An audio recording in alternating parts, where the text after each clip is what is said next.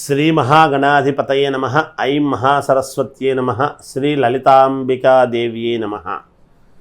మామూలుగా శనివారము నాడు ఇంటికి తేకూడని వస్తువులు ఏమిటి అనేటువంటిది ప్రశ్న. ఇంటికి ఏవి తెచ్చుకోకూడదు అని.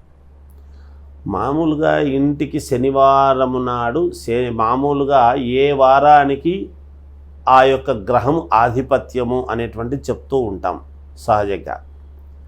సోమవారానికి చంద్రుడు, అలాగే మంగళవారానికి కుజుడు, ఇట్లా చెప్తాం.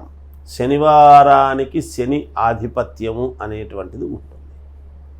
శని అనంగానే శనైశ్వరుడి యొక్క ప్రభావము అందరికీ తెలుసు.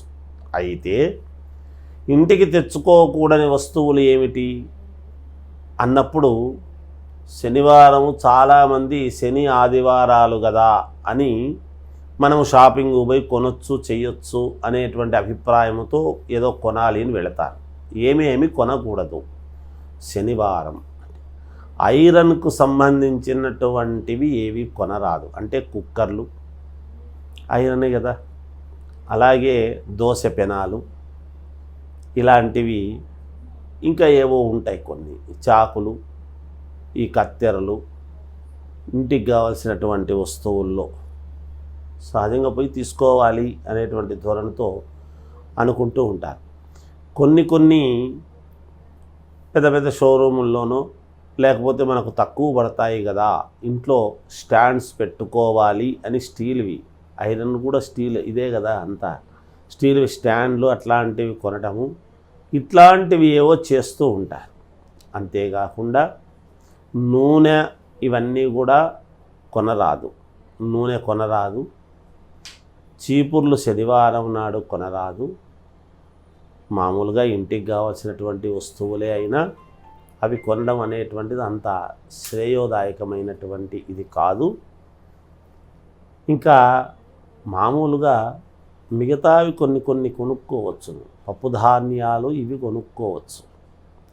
కానీ శనివారము నాడు అనేటప్పటికీ ఐరన్తో కూడినటువంటివి ఏవో కత్తిపీటలని, చాకులని, కత్తెరలు అని, స్టీల్వి ఏవో కొంచెం అన్నీ మనము ఈ పాత్ర సామాన్లన్నీ పెట్టుకునేటువంటివి కానీ, లేదా పాత్ర సామాన్ల గిన్నెలే కొన్ని కొనాలి అని అనుకుంటే కానీ, లేదా కంచాలు, మనం తినేటువంటి కంచాలు కూడా శనివారం నాడు కొనరాదు ఎప్పుడూ కూడా.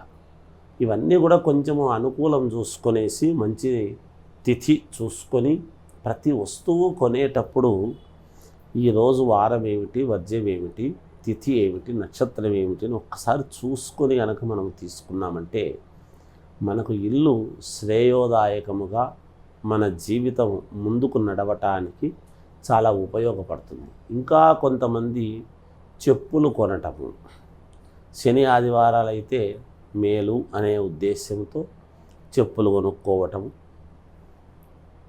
ఇట్లాంటివన్నీ ఏవో చేస్తూ ఉంటారు కొంచెం. ఇవేవి కొనరాదు. చెప్పులు కూడా కొనడం కూడా అంత మంచి పద్ధతి కాదు. ఇంకా మాట్లాడితే నిజానికి శనివారము నాడు కొత్త వస్త్రాలు కొనుక్కోవడం కూడా అంత యోగం కాదు. శనివారం నాడు వస్త్రాలు మనం కొత్త గుడ్డలు కొనాలి అని చూస్తాం. పడేయటము కూడా శనివారం నాడు పడేయవచ్చును.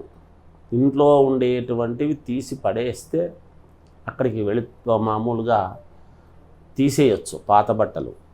కానీ కొత్తవి కొనటం శనివారం అనేటువంటిది అది అంత ఇది కాదు, యోగదాయకము కాదు. బుధవారము, గురువారము, లేదు ఆదివారం కొనవచ్చు, ఇలా సోమవారం కొనవచ్చు కొనేటువంటివి. అంతేగాని ఇలా శనివారం నాడు కొనటం అనేటువంటిది, కొనకూడని వస్తువులు అంటే ఇలా చాలా ఉన్నాయి. ఇలాంటివన్నీ కూడా ఈ ప్లాస్టిక్ సామాన్లు కూడా ఉంటాయి కొన్ని, అవి కూడా కొనడం అంత యోగవంతమైనటువంటి విషయం కాదు.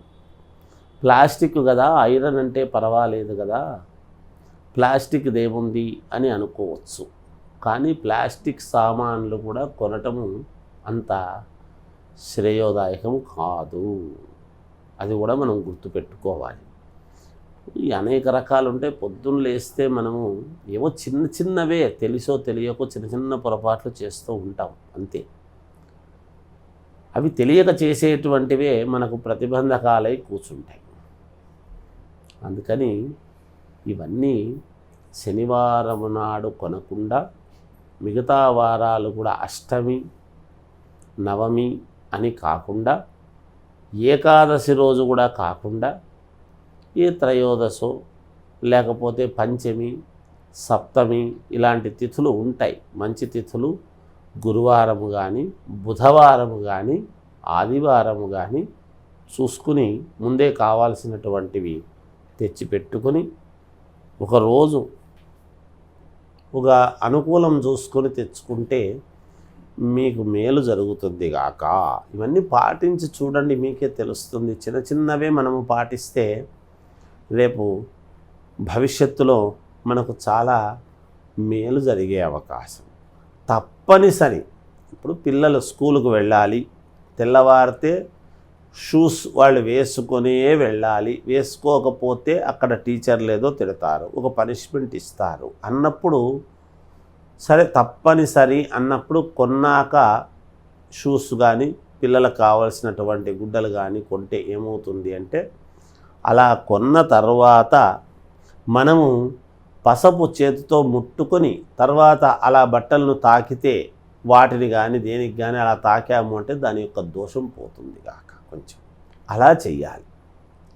అలా చేసుకుంటే మంచిదే, మేలు. అందుకే కొత్త బట్టలు కట్టుకునేటప్పుడు కాస్త కుంకుమ దానికి అలా కాస్త పెట్టి కట్టుకోవడం అనేటువంటిది జరుగుతుంది లక్షణకరముగా. అది గమనించాలి. ఈ రోజుల్లో ఏముంది, అక్కడే షాపుల్లో వేసుకొని చూసుకొని సరిపోయిందా లేదా అనుకొని తెచ్చుకొని వేసుకొని తిరుగుతుంటారు. కుంకుమ పెట్టిన తర్వాత కానీ వేసుకోకూడదు కొత్త బట్టలు ఎప్పుడూ కూడా. కుంకుమ పెడితే ఏమవుతుంది అంటే, అంతకుముందు దాన్ని ఎవరెవరో వేసుకొని చూసి చెంది అంతా ఉంటారు, ఎవరెవరి చేతుల్లోనో తాకి వచ్చి ఉంటాయి.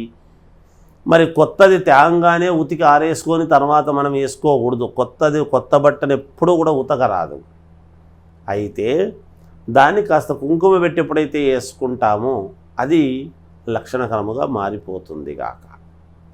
అది శ్రేయోదాయకముగా ఉంటుంది గాక. ఇది శనివారము నాడు మనము మామూలుగా పాటించవలసినటువంటి పద్ధతి అని తెలియజేస్తూ జయోస్తు.